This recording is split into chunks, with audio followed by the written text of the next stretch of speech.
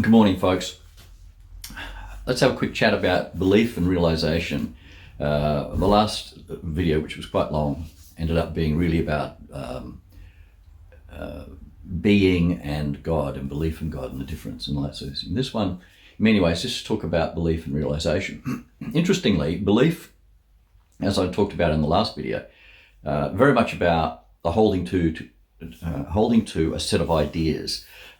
Most of the time, they're conditioned ideas, cultural, religious, etc. Things that have been taught to you when you've been very young and repeated over and over and over and become fact to you as a way of life, is what it's accepted. In my example, growing up in a Western society in a small country town in Queensland, we were indoctrinated, if you like, for want of a better word, by my parents into being Church of England, being Christians, and that's fine, right? But that's all we knew. We didn't know anything else. And actually, as you get a bit older, if you've got an inquiring mind, you start going, well, what's this all about? So belief is interesting. There are people that have had miraculous things occur, and they've been documented in Catholicism. Having such faith in in Christ, having such faith in that you'll be saved and that God is with you and all that sort of thing. It shows you the power of the mind, because no one can actually define whether the results of the stigmata, for example, appearing on people is from just believing that it would happen so much that we actually manifest it, or actually a spiritual event. And it's been very hard to document and challenge the two. There have been, like I said, documented miracles that have occurred and healings that have occurred with people. And there's quite a few of those all over the planet. It's not the norm. It's not something that happens for everybody. A majority of people that suffer serious illness generally go down that path. But there are documented examples of people who haven't, just through pure faith, have come out the other side. So the question is, and we know this through the power of the mind, that if you really believe in something enough, and this has been evident with people who are very strong-minded about being successful, that the more they believe in a particular path for themselves, a lot of the time, that's exactly what they'll manifest in their lives. So maybe we need a separate discussion on manifestation sometime too, to talk about that, because manifestation in many ways falls in line with Qigong thinking, about using the power of thinking to visualize something within a chi field to make it become actual. A lot of the time that was applied in Qigong to a person's health, naturally to themselves, right? So realization is a different thing to belief. In many ways, belief is this getting oneself into a state of accepting that something is actual purely by believing it will be so, by a set of ideas. Like, for example, people that are very, very strict in their religious beliefs, and I'm not here to knock religion, but I'm just pointing this out, who are very strict in their religious beliefs, no matter what religion it is, there's no question in that for them. They don't have any dialogue in that questions that faith. It's just, that's what it is. They have complete faith in their spiritual otherness, in their God or their Savior, etc. Right? And as I said, the power of the mind is very strong. And we don't know actually whether or not, none of us as human beings actually know this, no scientist certainly knows it, whether the power of the mind is producing miracles and producing healing, or in fact that adhering to a spiritual principle actually draws something to you that is in fact otherworldly, that is in fact spiritual. So there's been very, very interesting books written about this subject. Realization is a different thing to belief in a way. Belief says, I'm concentrating, I'm narrowing down my thinking to a particular view that's very defined.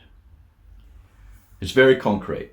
It has very narrow set or large set of rules, but it's very clearly defined. You could say it's a square shape or a round shape. It's got a definite shape to it in a way.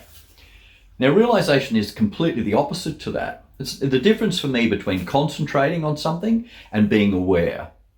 They're completely different to me. Concentrating means you're focusing your whole attention to the exclusion of everything else. So, for example, someone said to you, look, concentrate on that bird, watch that bird, intently.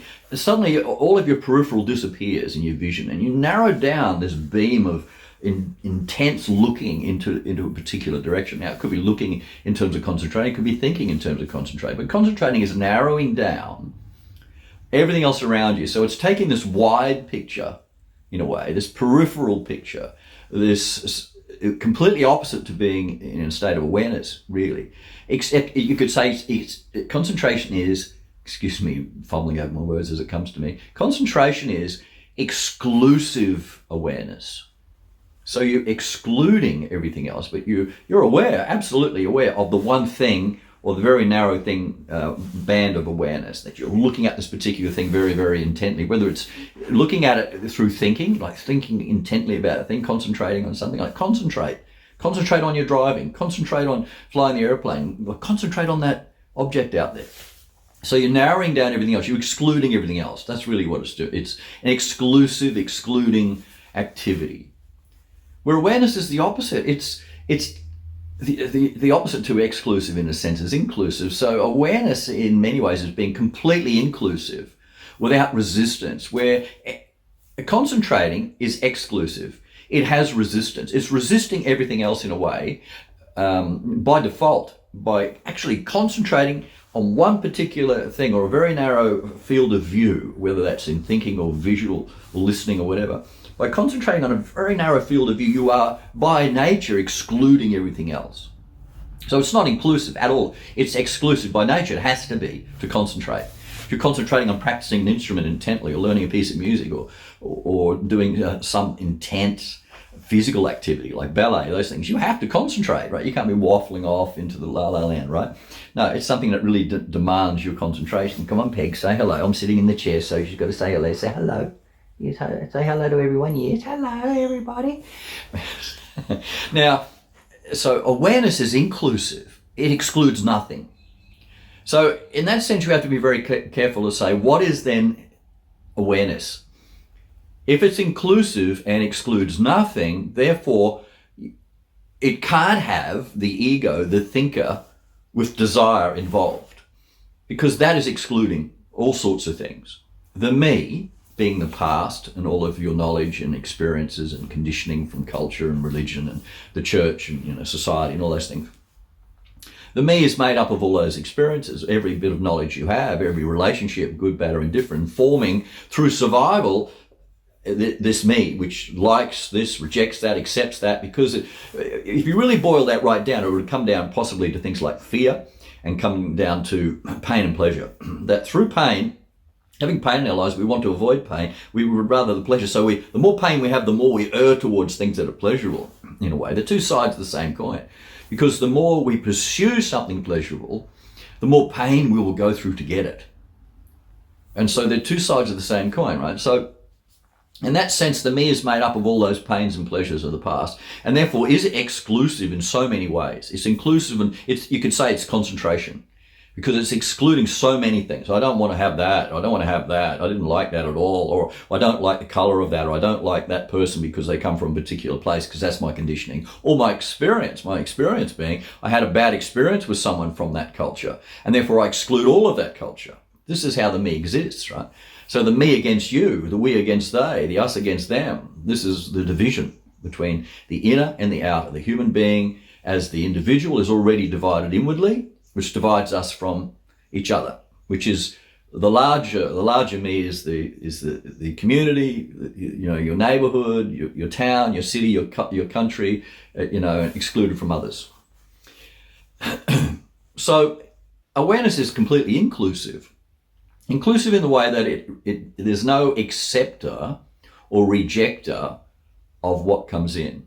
So that demands, therefore, firstly, understanding how the me works, and understanding and watching very closely the activity of thought diving in when you're being aware of anything. For example, you might just being very still to be aware of outside. Like I'm sitting here looking out the bay window, and right now there's very, very little wind at all. Only the finest leaves are moving. Everything else is completely still. And you have those moments where everything is just still, and it's almost in transition between one state and another. And in Qigong, you can actually feel the energy change as if there's cycles in the day of energy, or you can feel this tide of energy come in and this tide of energy go out, and this point where it turns, where you've got a particular activity like wind and storm, and then it stops, and you've got this moment before everything else happens where there's complete stillness, like the eye of a storm in a way, where you feel the energy change. The difference between building up on a very, very hot day, for example, where there's all these positive ions which are uncomfortable, and it's really hot, and it's, and then you're tense, and it leads to a thunderstorm, and everything releases, and it's flooded with negative ions, and everyone feels happy and joyous afterwards and refreshed, right? That change, there's a point of change. So inclusive means no rejection, no acceptance. It's a state of know me, the person, the entity, the me, the collective experience isn't judging what you're being aware of. It's not liking it or disliking it. It's not saying I don't like the leaves moving, or I don't like the leaves still.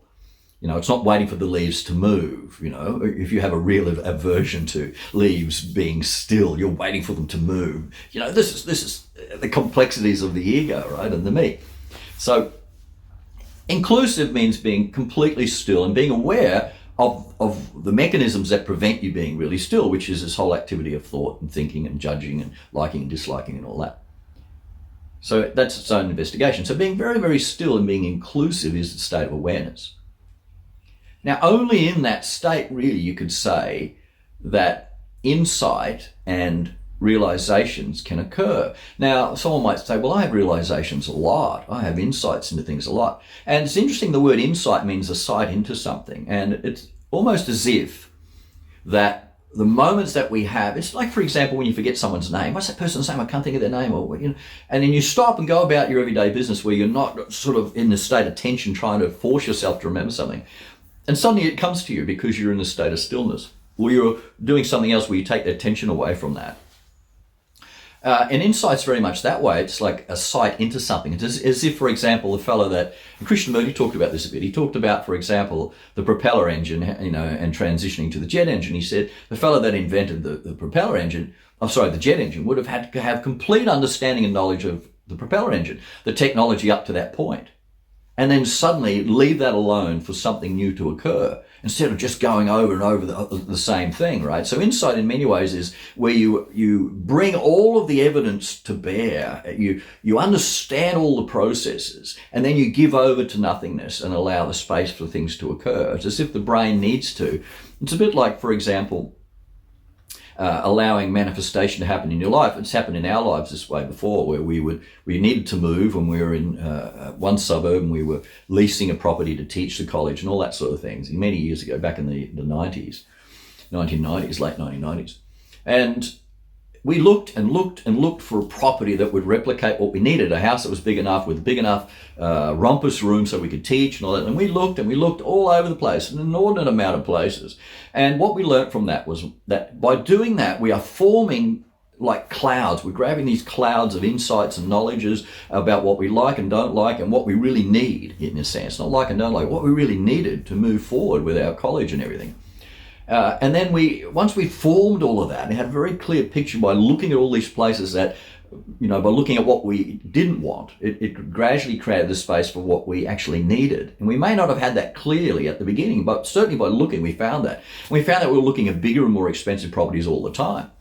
And eventually we just had to let it go, let God, as they say, give it over to the universe, put it back in the hands of life. And that's what we did. And then, boom, the opportunity came. It's like we created the space for an insight. We created the space for something to form. Now, what that showed us is that by just sitting around waiting, things don't happen in life. That you can use the term co-creators, that we need to be involved in every process, to knock on doors. We don't know which door is going to open, but we need to be able to knock and be prepared and be standing at that door. And then suddenly the door will open for us when it's ready, right? So we have to be part and parcel of the process of life, it seems. None of us fully understand it. I'm just rattling on about, the insights that I've had into these things, right? No expert. I'm just another person like you guys who's just happened to be interested, right? That's the key right there. So you could say realization comes. Realizing, in many ways, is coming to the point of something hitting you, Like, for example, a realization could be as simple as walking to the edge of a cliff and realizing if I take another step, that may not be very good for me. right? That I may fall to my death or be severely injured. Now, you don't need to relearn that over and over again. You might revisit that cliff once or twice, but you soon realize, right? You have a realization. You don't need to be thinking about it. You don't need to put together formula about it. You don't need to have an opinion about it. You don't need to form a belief this way or the other. Oh no, I believe that you'll be fine standing on the cliff, or I believe you won't be fine. You don't need to do that. The situation, the evidence, the reality, the actuality, the fact of it is, by visiting that place and being completely still, you soon realize the truth of it. The you doesn't have to be interjecting with your ideas and formulas and likes and dislikes and all your cleverness. The situation, by being in that spot, will give you that insight very, very quickly. If I take another step, I will be severely injured or dead on the edge of a cliff. Now, you don't need to revisit. You don't need to come back and go, oh, I wonder if that's true.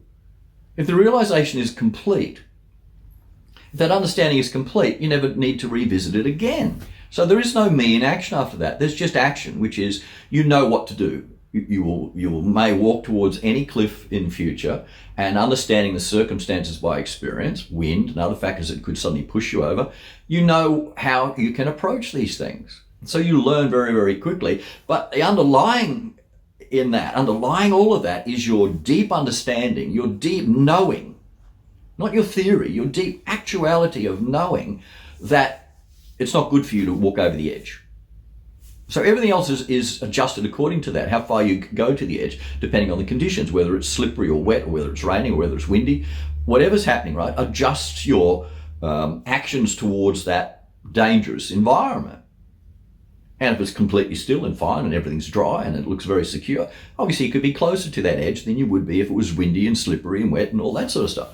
So that's the difference. Insight in many ways is being completely still and open to learn and allowing those things to occur. So realization is the realizing of particular things.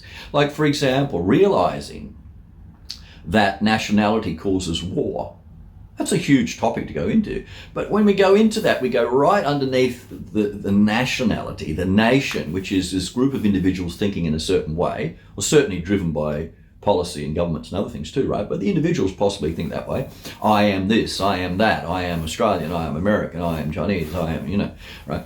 This is nationality against other nations. So it's we against them, us against, we against they, us against them, right?